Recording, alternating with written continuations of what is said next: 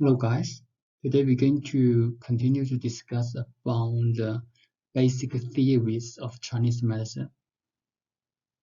In the previous videos, we have discussed the backgrounds.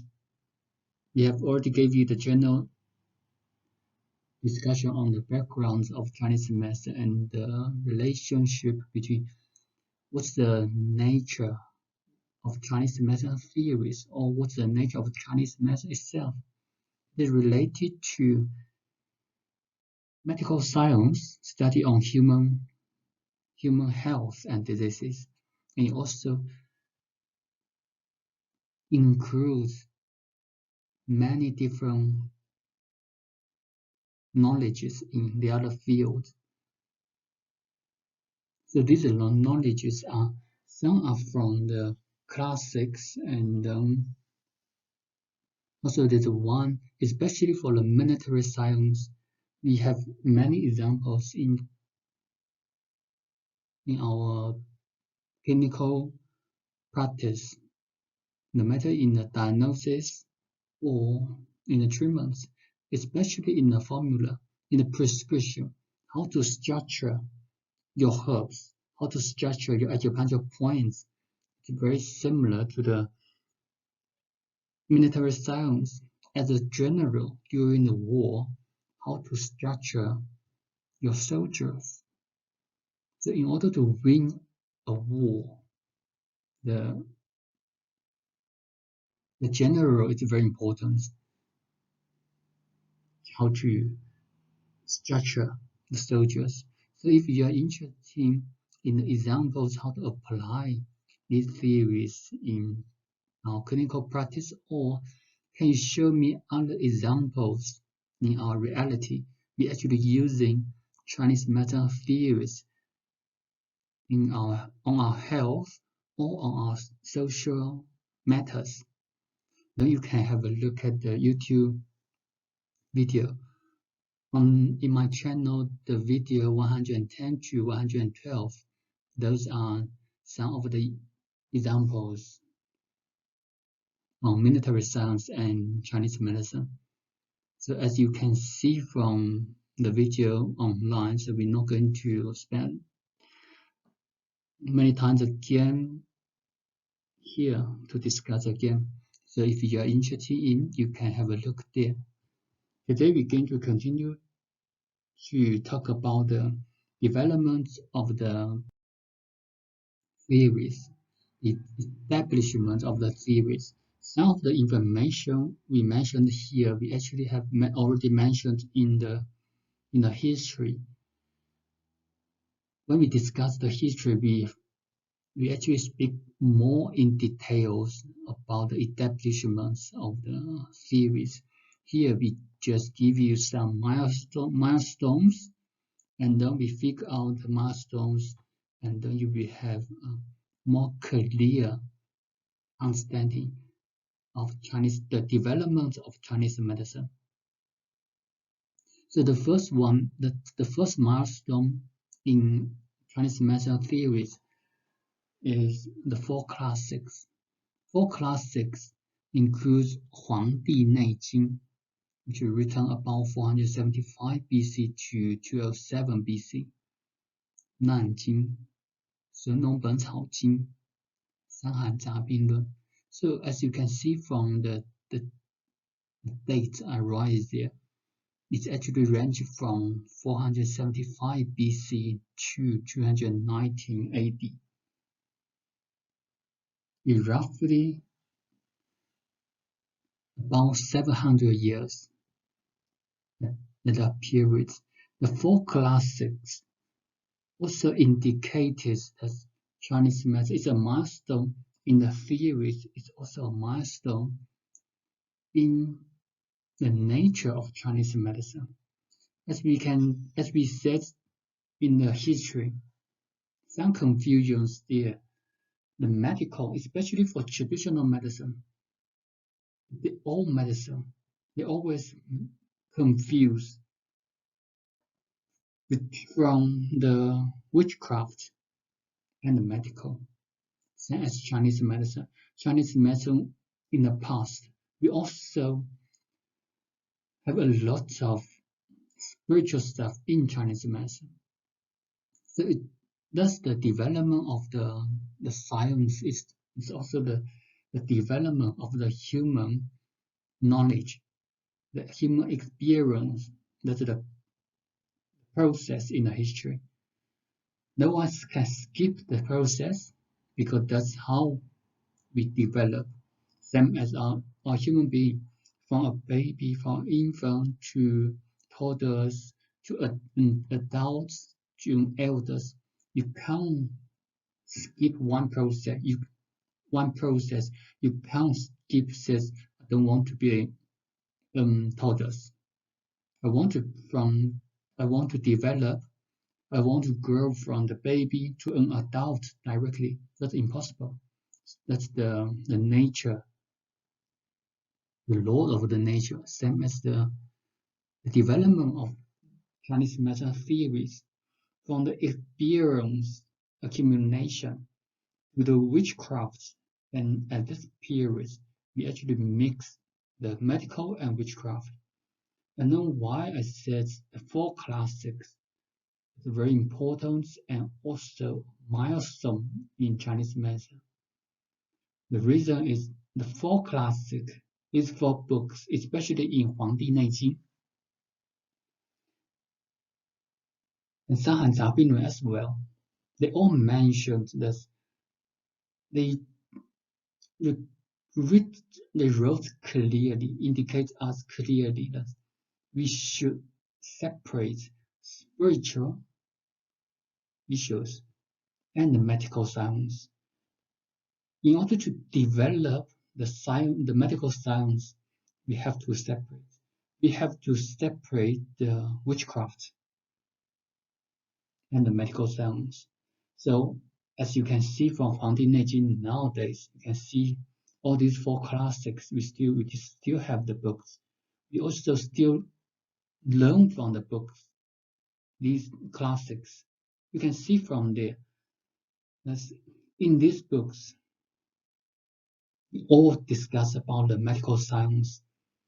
If you focus on the witchcraft, if you focus on spiritual issues, that's religion. You go to the temple, that's not something Chinese medicine and acupuncture we focus on. So in Chinese medicine, in acupuncture, there's no spiritual issues. All what we discuss about is the medical science. Okay. Although we include the philosophy, but we also use the ancient philosophy as a tool to analyze our human health and diseases. And all these recorded in these four classic. The four classic, 黄帝内经、难经、神农本草经、伤寒杂病论. In the previous video, we gave some brief introduction of the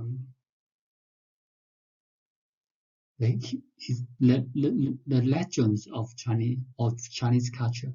The reason why is because you see some of the names of here we actually have discussed in the history. 黄帝内经, 黄帝 is the direct translation is Yellow Emperor. He was an emperor. His name is Yellow Emperor. 神农, the third classic. Also a figure in the legend stories.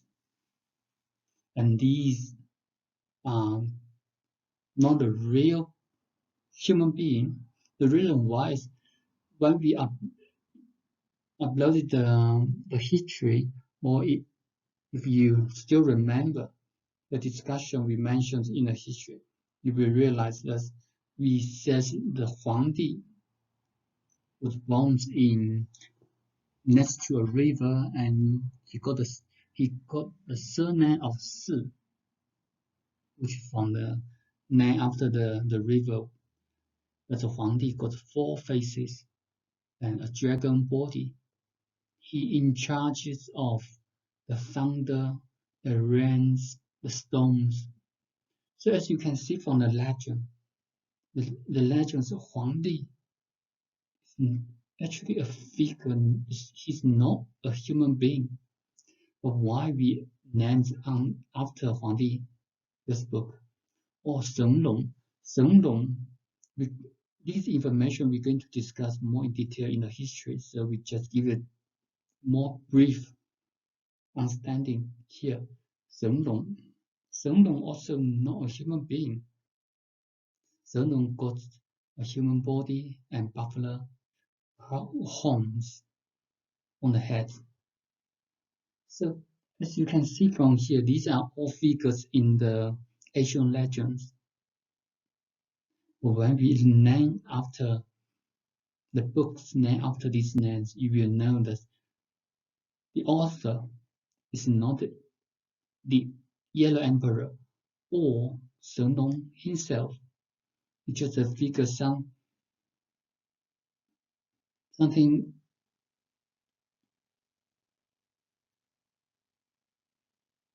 named after famous people. It's very similar. It's also to show how important they are. If I wrote a book, now I name after Doctor Who writes these books, no one want to read, and they show no interest in there because no one knows who's Doctor Who and what's the books for. But for instance, if I wrote a book, then I write a name, that's Bill Gates wrote this book. The author is Bill Gates. They will want to read it. What did Bill Gates talk about in this book? Or if I write the president Ramaphosa wrote a book of this, not a name of this. Everyone wants to know about the books. They want to read it. They want to know what the great figures or the famous people or the celebrities, what's in the books. That's similar why they name after Huang Di. They name after Shen Long. So when you study here, you don't focus on the name. You will know why they name after these figures. And the last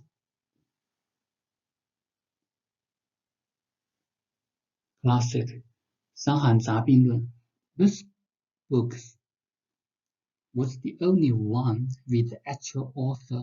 We actually know the author. We got the records in the history.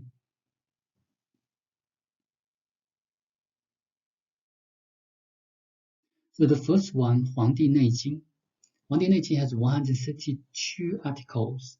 Some of it was divided into two volumes, volume A and volume B. Volume A consists 81 articles and volume B consists 81 articles. And the volume A is more focused on the theories. Volume B is more focused on acupuncture and meridians. Some of the information in this book was written in questioning and answering format. So it's very similar to the pictures on the right side. The person dressing in a yellow color gown, he was Huang Di, and the other one was Qi Bo and Yu Fu. So these indicates that Huang Di Neijing, it was described as the books, the medical science was a discussion between the Yellow Emperor and his officers. The Huang Di asked the questions with his officers, and his officers answered the questions. And these stories we will discuss in the history, but here what we focus on there is the developments. Because when you see from the four classics, you will see The laws we use here are already recorded in 黄帝内经 2,500 years ago. And then, as you see from the development, you will see all the theories is developed on the previous experience and previous knowledge. In 黄帝内经, it emphasizes the concept of holism. So the united of human being and the nature, integration of human body itself, and the unity of the physical body and emotions, integrated of human body and social environment. These united all recorded in 黄帝内经, and these are one of the most important aspects we need to study in Chinese medicine and acupuncture theories. The united of human being and with natures, and we're going to discuss it more in details in our future informations on the Zangfu theories, on the other theories including Zangfu theories, philosophies, and the integration of the human body. So what's the relationship between your organs, your internal organs, the meridians, or your skin, your eyes? What's the relationship between among your cells, your tissues, your blood vessels? So these are all integrated together. That's the theories, the thoughts in 黄帝内经. The united of physical body and emotions. Your physical body will affect your emotions. Your emotion also going to affect your physical body. For instance, if someone feels sick, they got high fever, they don't feel, or someone got cancer, final phase of the cancer. What do you think about the emotions? Do they feel happy every day, and will they be very high every day? So these are the relationship between the physical body and the emotion. That's also something we need to focus on in our studies. The integrated of human body and social environments.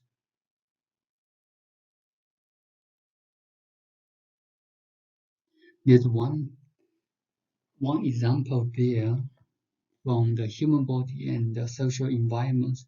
It also related to the emotions as well. There's one story in the fiction, but this fiction also has the knowledge of Chinese medicine. There's one person, his surname is Fan. He was an educated man. In the past, in China, every educated man, they were educated. They study. All what they want to do is they want to be officers. They want to be useful for the country. But how? So there's a system in China. If you want to be officers, you need to study it, and you need to take part in the exams. And the national exams was in the past, not now. Now it's quite similar, but the structure changes. But in the past, the national exam was held every 3 years.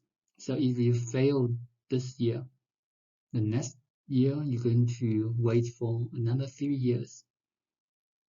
There's one man, Mr. Fan. He had been studied from his 20s, and he failed the exam until his 50s.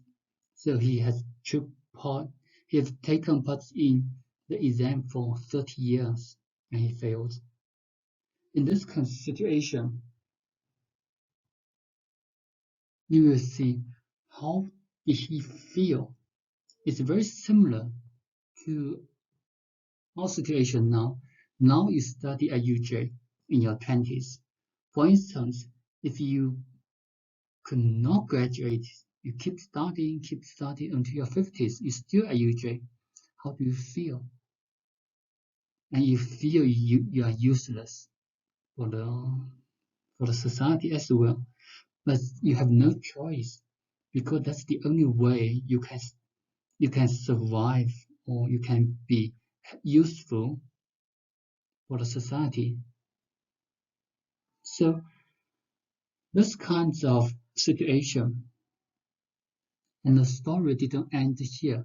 The story is that once in his 50s, the gentleman also took part in the exam again, and then he actually passed the exam. He passed the exam, so he became the officers. But sadly, when he see the announcement, he was laughing. He kept laughing because he was very happy. When he's very happy, that's not a good sign. He becomes too happy. He can't stop laughing. He becomes mad. So that's the emotion. It is a story, and then we're going to mention this story again in the theories when we discuss the five elements. We will know why we mentioned these theories, how to treat this person, how to treat this kind of case. Someone become very happy and become mad. Something from emotion, how to treat them. These are the knowledge we're going to discuss in our five elements. So from this story, the person why become mad, the abnormal emotions, that's because the social environment, his social status changes from a layman, from a poor man to an officer, or from a very poor man to a wealthy person, or for instance, if some wealthy persons and all of a sudden he got bankrupt, how do you feel? What do you think the emotion or the social environment could affect him? Or it's very similar nowadays, the COVID-19 is spreading over the world. These social environments, how will these social environments going to affect human health?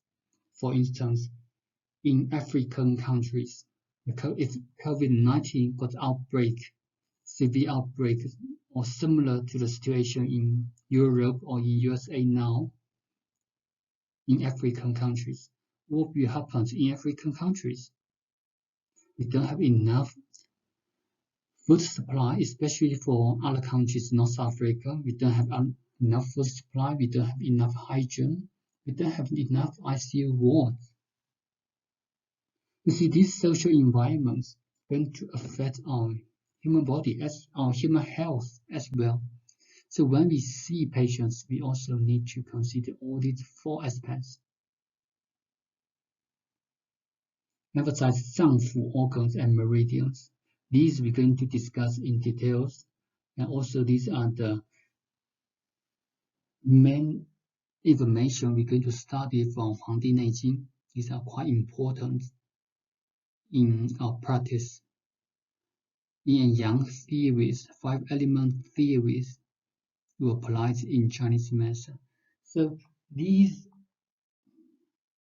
Asian philosophies, Yin and Yang theories, five element theories, they existed much longer than 黄帝内经.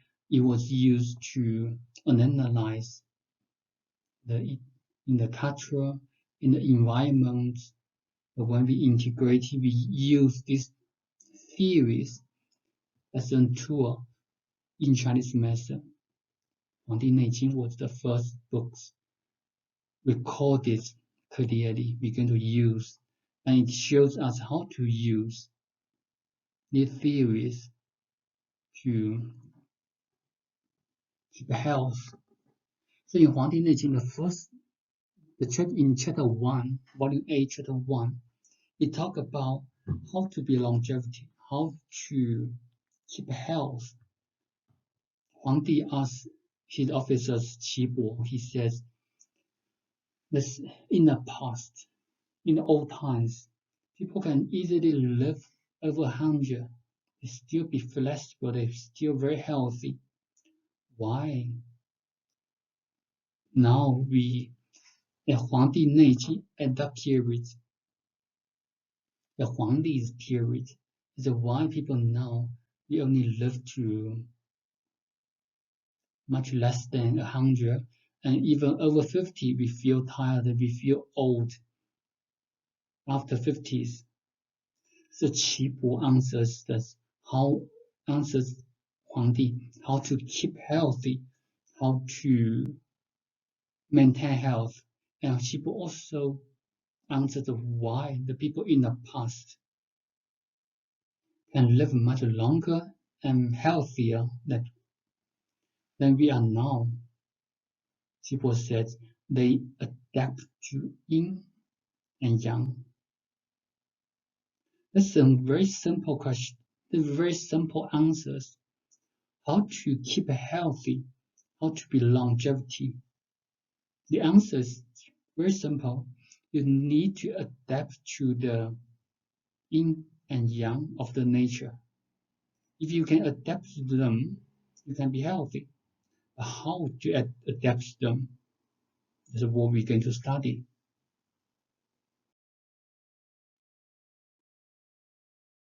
Nanjing is another classic, and it describes 81 medical questions from 黄帝内经. 黄帝内经 is a very old book, and some questions there, they didn't explain well, or the people at that time confused about the old saying. So, for instance, 200 years ago or 400 years ago, for instance, now we use English. If you read the books written in 16th century, sometimes it's not that easy for us to understand. So then the author of Nanjing, although we don't know whether or not it's Qin Yuan, he wrote the books. He chose 81 medical questions from 黄帝内经 and explains in details about the answers of the medical questions. So Nanjing also was written in the questioning and answering narrows. The book is based on the 黄帝内经. It talks about the physiology, pathology, diagnosis, and diseases and treatments. Also, you got the innovation of the pulse science. The pulse diagnostic methods in 黄帝内经is quite complicated. When we study about the diagnostics in Chinese medicine, we going to introduce in details of the pulse diagnosis in 黄帝内经 and the pulse diagnosis we are using today. These improvements has been done in Nanjing period. That's Nanjing.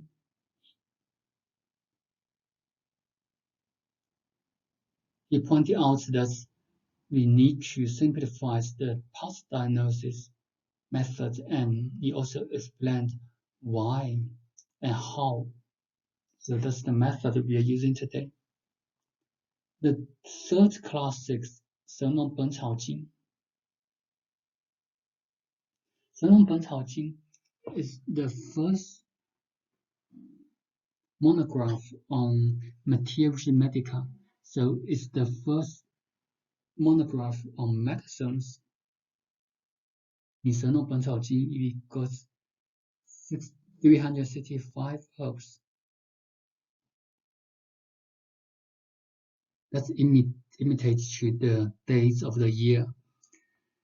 And what's the innovation or improvements here is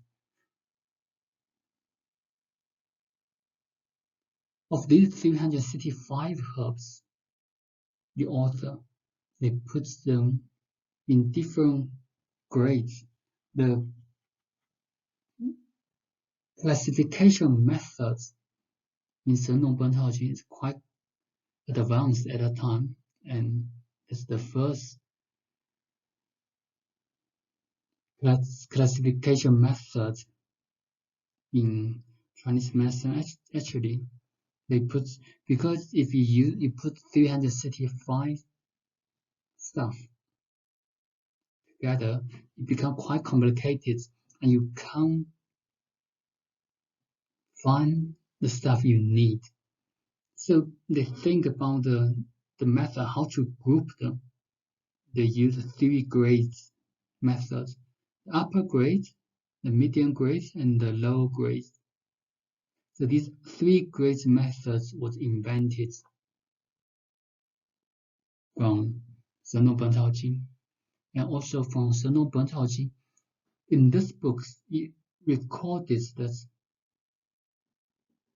the clinical efficacies of the herbal medicine, of the materia medica, it not only describe the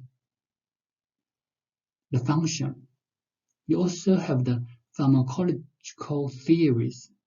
So it tells us why, it tells us what's the function, and you tell us why, how to analyze the function, how to analyze the new herbs, how to use these theories in pharmacology. So these are the achievements in 神农本草经.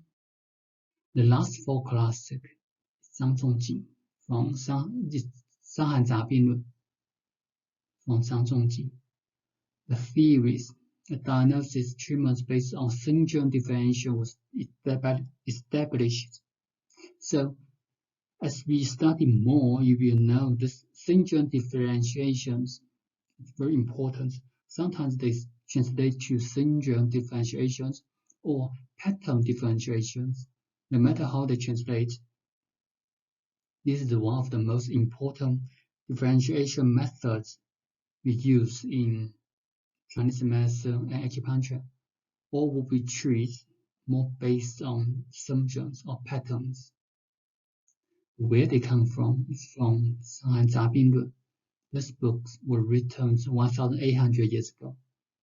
Now, it is a milestone in the development of Chinese medicine, rising from scattered medical knowledge and experience to a systematic theories. So you can see from these 4 classics, when we discuss the content of the 4 classics, 黄帝内经, I told you that it got 2 volumes, volume A and volume B. Volume A is more focused on the theories. Volume B is more focused on the meridian and acupuncture. Nanjing, the second classic, was the explanation of 81 questions in 黄帝内经.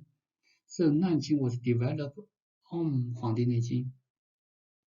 The third one, 神农本草经, was the monograph of the herbal medicine. So as you can see from here, there's one gap between the theories and clinics. All what I talk about is the theories. Even the meridian and the acupuncture points, they also theories. The herbal medicine, also the theories, the function of the herbal medicine. But how to apply these theories, to apply acupuncture points or herbal medicine to clinics, that's a big gap in medical training. That's also exactly why you will need to attend a simulation clinic, or you need to see patients as an intern under supervision. Because after these 3 years study of the theories, you cannot apply You cannot apply the theories to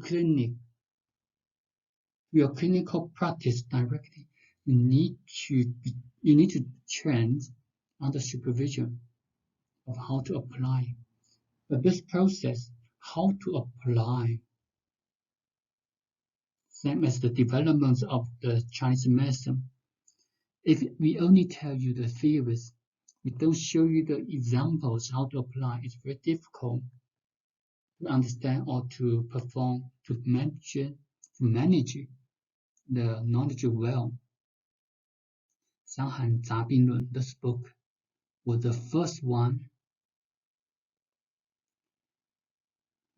books give us the examples of the theories, principles, the treatment in clinic. So this book is the milestone in the development of Chinese medicine, and it's still very important until now.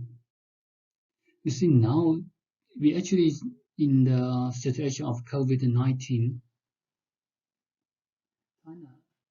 COVID-19 spread is under control now, and Chinese herbal medicine was used.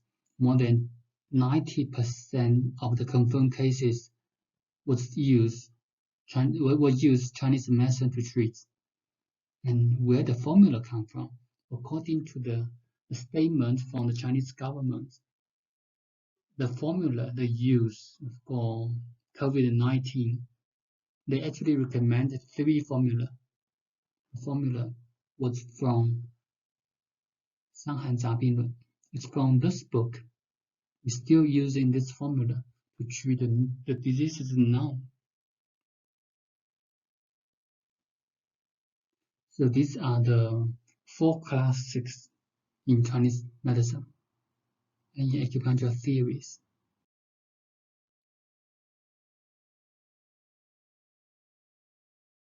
The development of the theory is not only in theories itself, also in the herbal medicine, in the formulas.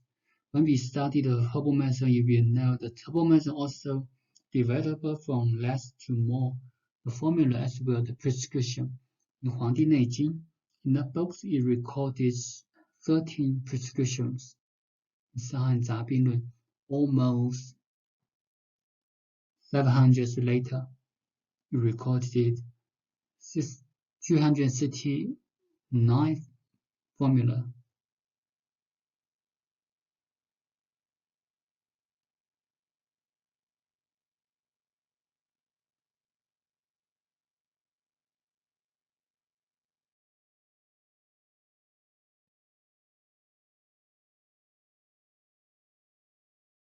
In the meantime, also the acupuncture and massage also keep developing, and many theories were developed from, you can see from the books of the medical books we use and the theories we use now, where they come from. So the next stage, we're not going to discuss this in details because these we actually have mentioned in the history. Just give you a general idea of the developments of the theories. From 475 BC to 220 AD, and then now from 256 AD to 960 AD. This is just over 1,200 years. 脉经was the one from pulse sounds 针灸甲乙经 was the books to talk about the acupuncture points and meridians. These are when we study the acupuncture points and meridian, these are the information where they come from. 服病源候论 that's the first monograph to discuss the etiologies of diseases. How does disease come from? What's the etiologies on each diseases?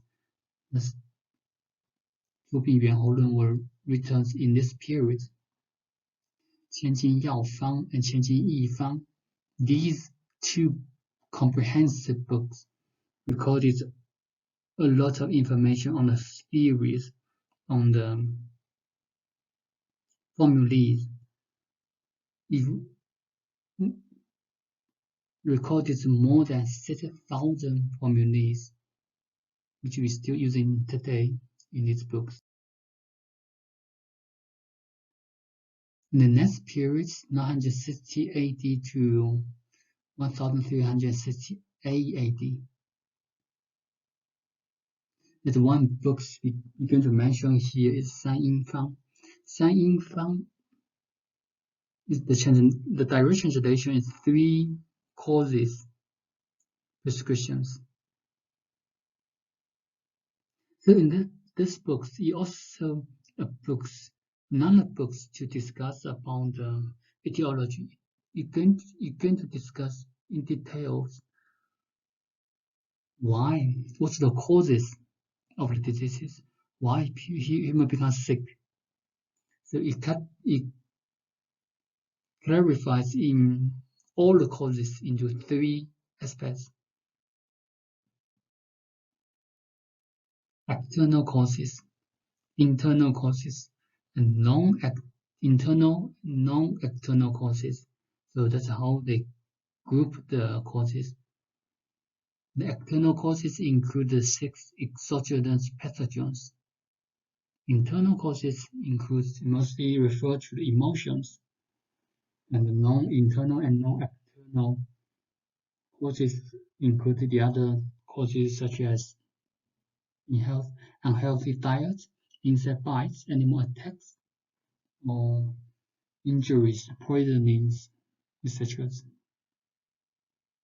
So these are the developments in this period. And there's also 4 masters in this period. These 4 masters are the most important masters in the history because they all have different theories, and they actually created different schools in Chinese medicine, different theories, school theories in Chinese medicine. For instance, Liu Wanshu, the first one, he has the fire and heat theories. He believed that all diseases were caused by excess fire or heat. Zhang Chongzheng, the next one, he was about 1159 AD to 1228 AD. So he believed that the pathogen elimination method theories. So he believed that why we become sick, that because the pathogen attack us. Then how to recover from diseases is you need to eliminate the pathogen. You need to get the pathogen out of the body. And how to get them out of the body is from vomiting, from sweating, or diarrhea. Li Gao. The third one, he got the theories of the spleen and stomach theories, 脾胃论. So these are the theories he believed that all diseases It's because of the deficiency of the spleen and stomach. So he focused on tonifying to recover the function of the spleen and stomach. Wu Zhengheng, he focused on the ministry fire theories.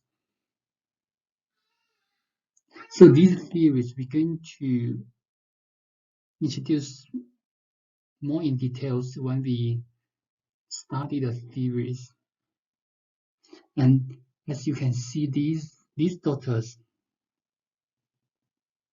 yuan, the first one was from 1120 AD to 1200 AD.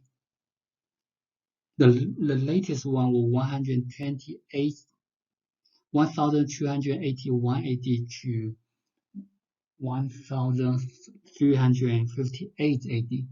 So they live in the time periods just about 200 years before. But they got different theories. Some they said that diseases were from fire and heat. Some they said that's because the spleen and stomach deficiency. Why they have many different theories, different schools of the theories. These theories, these examples also, on the other hand, reflects the information we mentioned just now at the beginning of this lecture, which says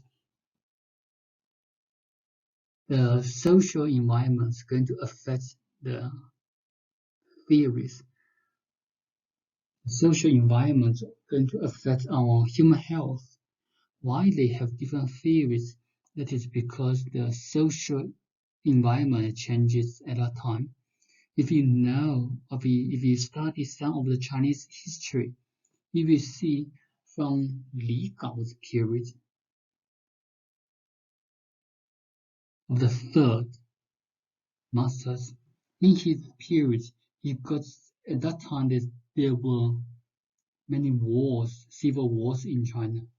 When they got civil wars, people don't have enough food because no one focused on agriculture, and everyone was sent to the war.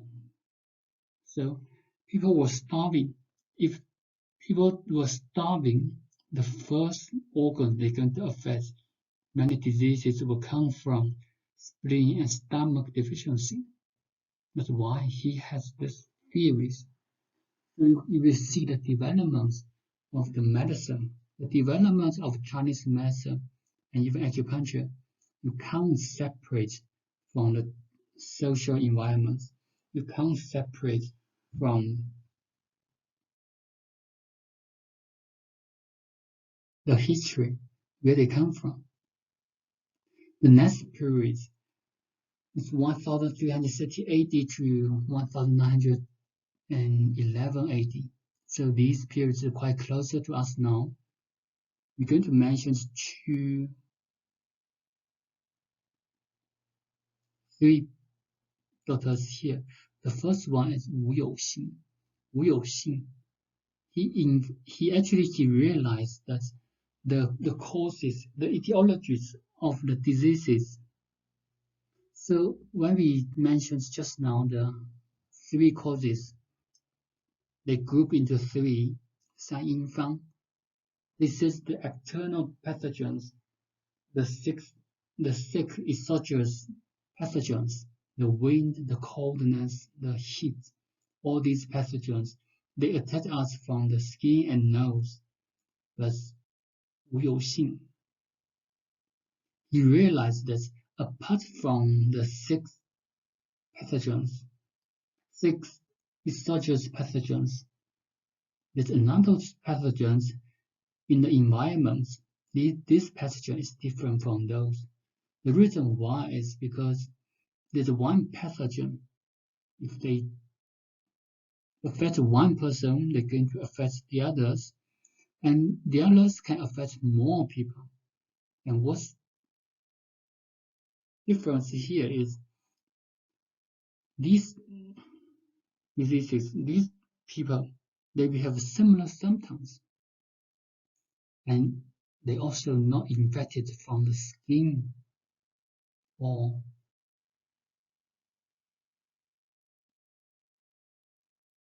it's not only infected from the skin only, it can be infected from the nose and mouth. So for this pathogen, he says this pathogen is liqi. So as you can see from there, Liqi, liqi. So this is an old saying of pandemic, of epidemic diseases, of the viruses, of the bacteria, human transmission diseases. So what's liqi? So sometimes you see when in the first or second class we says the old saying, the old names. These are the old names. That's exactly why how we treat the pandemic. For instance, now COVID-19. How did Chinese medicine treat the COVID-19 before we know what exactly COVID-19 is?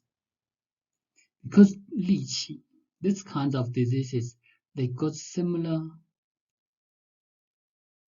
development pathways. We knew how this disease is going to develop.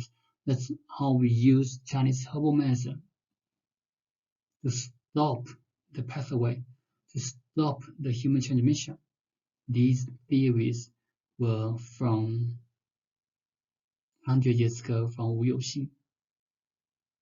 The next daughter, Ye Tianshi, developed the theories in Wang diseases.